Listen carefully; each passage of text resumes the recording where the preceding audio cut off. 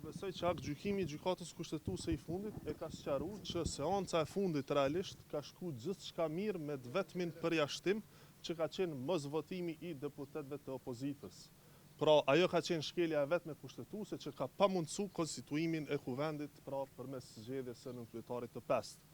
Ne, siç edhe kemi thënë, gjykata kushtetuese ka konstatuar që ndarja e deputetëve nga pakoja nuk ishte shkelje kushtetuese, pra është në përputhje me kushtetutën.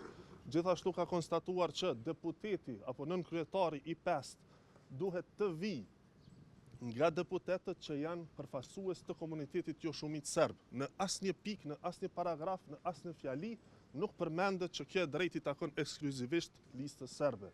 Pra mund të jetë njëri nga 10 deputetët që përfaqësojnë komunitetin serb jo shumicë, dhe në anën tjetër po ashtu ka konstatuar që edhe mekanizmat deblokues, siç është rasti i 3 tentativave për një kandidat, vlejnë edhe për nënkryetarin, si dhe mekanizmi tjetër deblokues ka konstatuar që është në rregull, pra që është zgjedhja përmes shortit në rast se ka refuzim apo mungesë të propozimit të kandidatëve tjerë.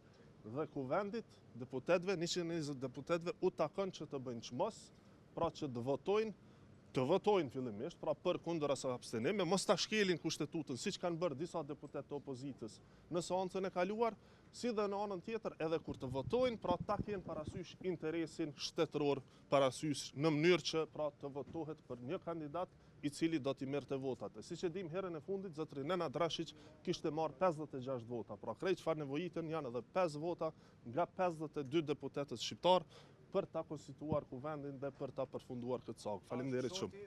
Forma e vetme që vjen shprehra.